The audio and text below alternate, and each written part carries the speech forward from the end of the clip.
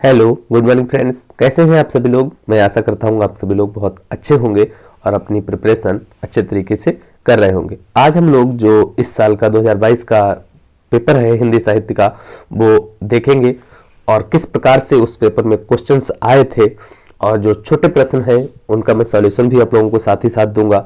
अगर कहीं पर भी आपको किसी भी टॉपिक में आपको प्रॉब्लम आती है तो आप लोग कमेंट बॉक्स में कमेंट करेंगे, आप लोगों को उस टॉपिक से रिलेटेड वीडियो मिल जाएगी। और इसकी प्लेलिस्ट, जो कक्षा 12 की प्लेलिस्ट है, आपको सारा जो हिंदी का स्टडी मटेरियल है वो आप लोगों को डिस्क्रिप्शन बॉक्स में मिल जाएगा। डिस्क्रिप्शन में आपको लिंक मिलेगा, वहां से आप जा करके पूरा वीडियोज देख सकते हैं। इसके अतिरिक्त अगर आप लोगों को इन वीडियोज PDF वगैरह चाहिए तो आप लोगों को टेलीग्राम चैनल ज्वाइन करना होगा, उसका भी लिंक आप लोगों को डिस्क्रिप्शन बॉक्स में मिलेगा। तो आइए स्टार्ट करते हैं इस वीडियो को और देखते हैं ये 2022 का पेपर।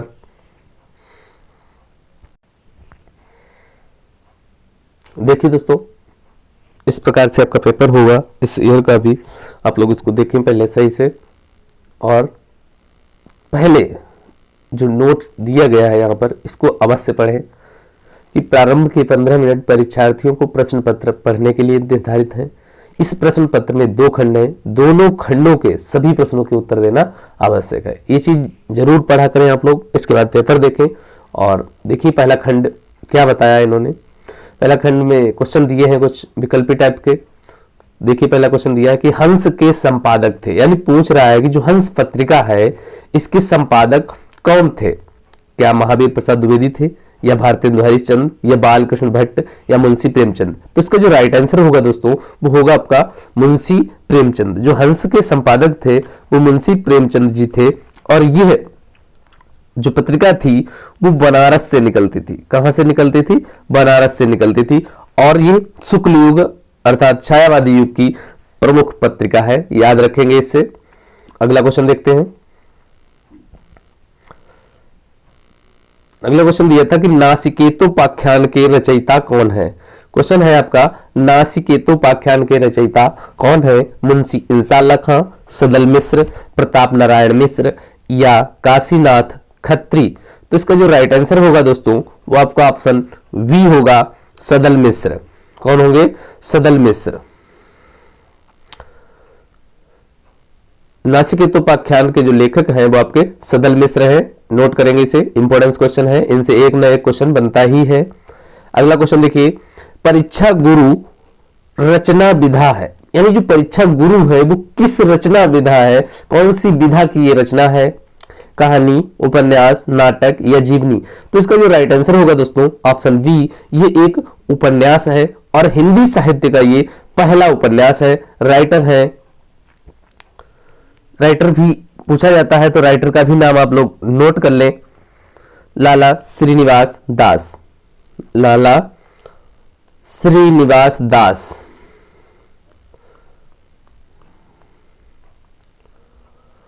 लाला श्रीनिवास दास। और ये पहला उपन्यास है, ये नोट करेंगे, परीक्षा गुरु। अगला क्वेश्चन देखते हैं।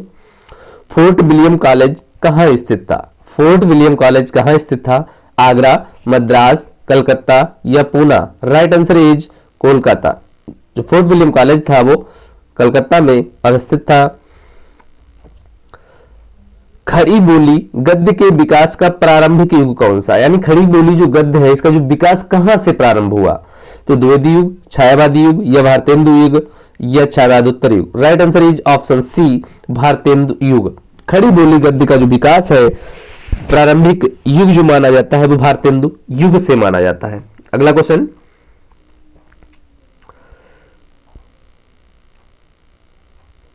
अगला क्वेश्चन देख लीजिए क्या लिखा है कि निम्नलिखित में से कौन सा ग्रंथ आदिकाल का है?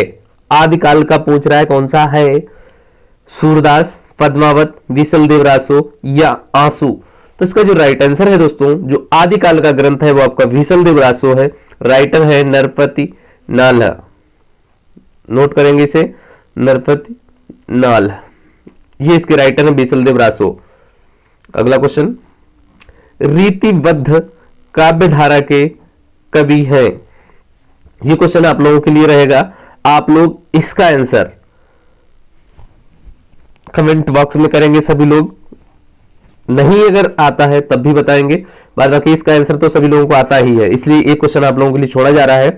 रीतिबद्ध काव्यधारा के कवि कौन है? केशवदास, बिहारी लाल या घनानंद या बोधा? आप लोगों को इसका आंसर कमेंट बॉक्स में कमेंट करना है।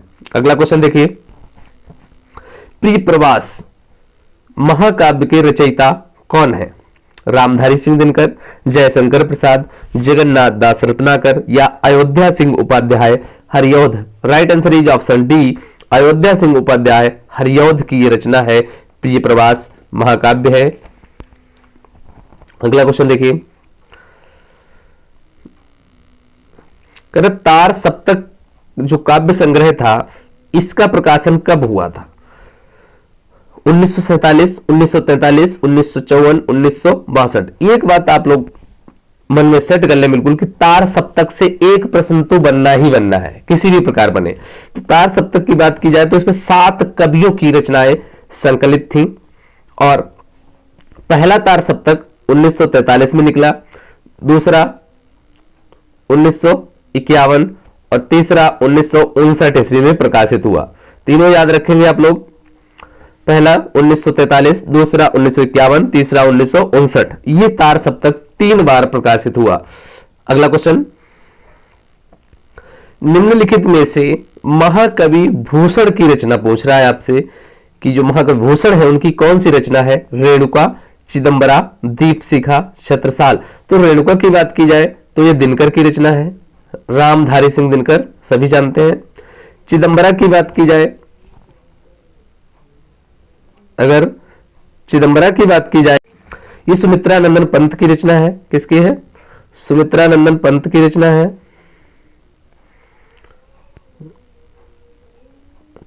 दीपशिखा महादेवी वर्मा की है, याद रखेंगे, महादेवी वर्मा। और जो बच्चा है छत्रसाल दशक, यही महाकवि भूषण की रचना है, छत्रसाल दशक। महाकवि भूषण की और रचनाएं हैं, शिवा वावनी, कौन सी है? एक रचना है शिवा वावनी, और शिवराज भूषण, शिवराज भूषण। ये अन्य रचनाएं भी इन्हीं की है, अर्थात महाकवि भूषण की है, याद रखेंगे, यहां से कोई भी रचना पूछी जा सकती है। आगे आपका गद्यांश दिया गया है, इस गद्यांश को आप लोग पढ़ेंगे और इस गद्यांश पर आधारित कुछ प्रश्न है उसको आप लोग खुद सॉल्यूशन करेंगे। मैं सिर्फ आप लोगों को पेपर दिखाई दे रहा हूं कि इस टाइप से आपका पेपर होगा, और जो शॉर्ट आंसर है उनको मैं बता दे रहा हूं। कोई भी प्रॉब्लम है, अगर इसकी भी पीडीएफ चाहिए आप लोगों को, तो आप लोग टेलीग्राम से जुड़ जाएंगे और इसका लिंक आपको डिस्क्रिप्शन बॉक्स में मिल जाएगा। टेलीग्राम से जुड़ जाएं, आप लोगों को सारी पीडीएफ मिलेंगी और सारा स्टडी मटेरियल भी आप लोगों को प्रोवाइड करा दिया जाएगा। अब आगे देखिए, वो गद्य का था आपका गद्यांश, अब ये पद्य पर आधारित 2 गद्यांश दिए गए हैं, आपको एक करना है, उन पर आधारित जो प्रश्न हैं उनके उत्तर देने हैं।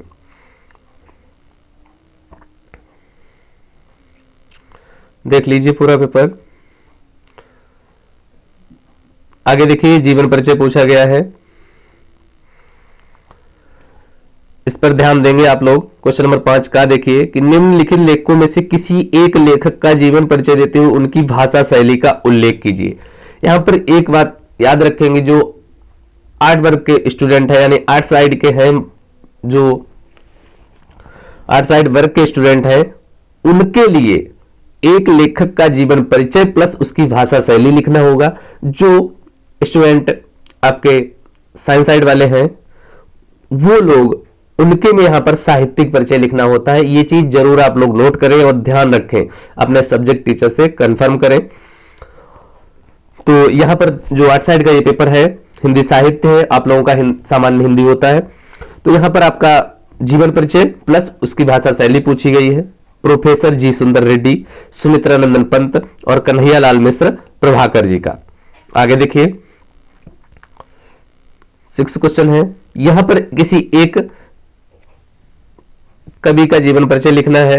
निम्नलिखित कवियों में से किसी एक कवि का जीवन परिचय लिखना है, यहाँ पे छूटा है, तो भारतेंदु हरिश्चंद्र, जयशंकर प्रसाद या महादेव वर्मा। यहां पर केवल जीवन परिचय पूछा गया है। पेपर जरूर याद रखें, ये केवल सामान्य साहित्य हिंदी का है, अर्थात जो आर्ट साइड वर्ग के हैं, मानविकी वर्ग के स्टूडेंट है, उनका पेपर है ये।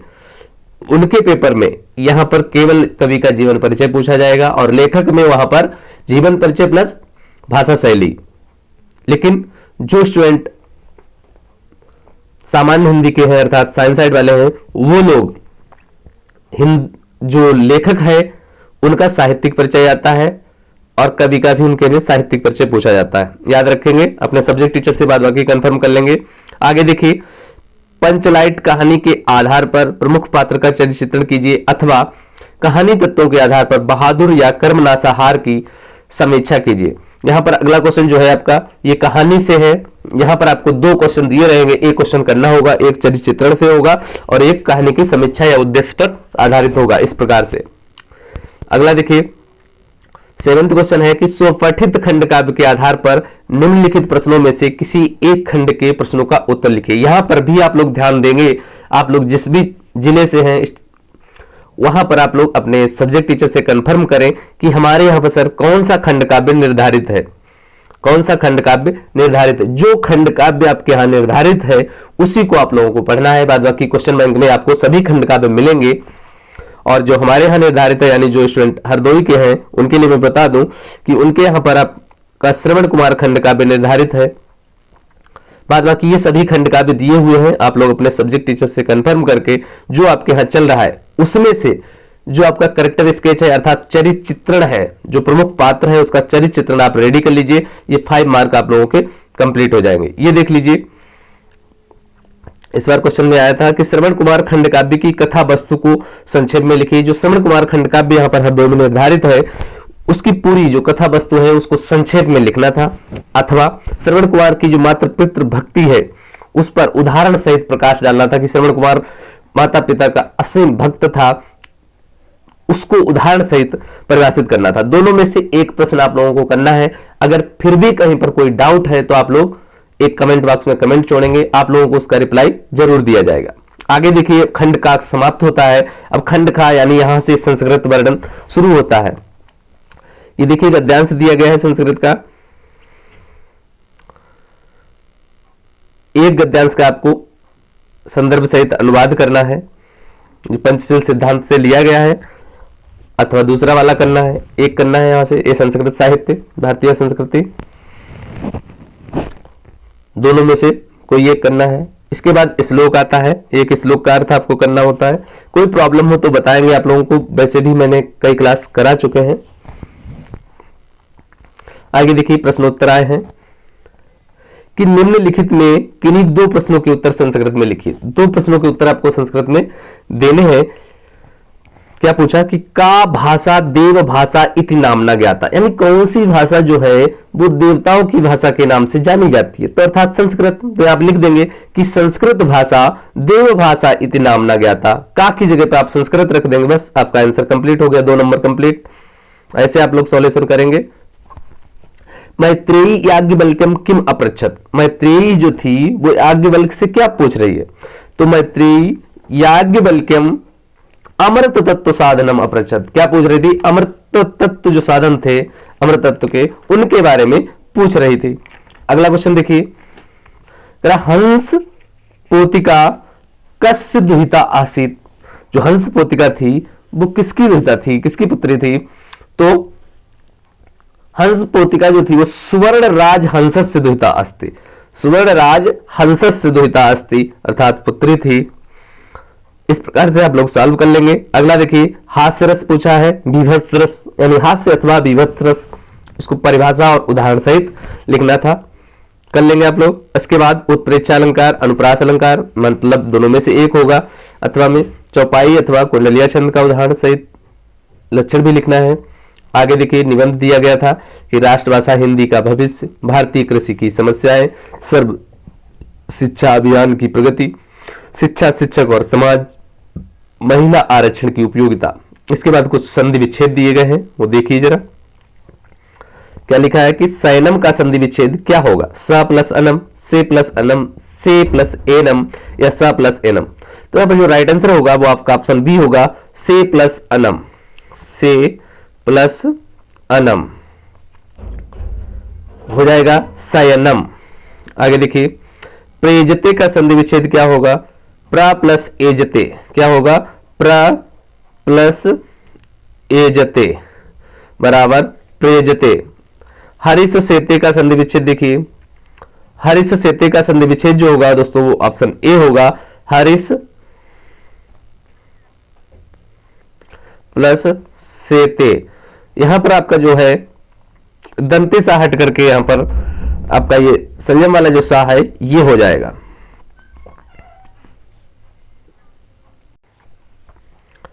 तो option A is correct answer, Haris सेते।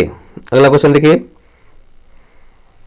सहारी में समास है, सहारी में समास है, तो सहारी में जो है आपका वो अव्ययभाव समास है, क्योंकि शुरू में अव्यय शब्द आ रहा है, अव्यय पद आ रहा है, तो ये अव्ययभाव समास है। अगला क्वेश्चन देखिए, नीलास्व में कौन सा समास है?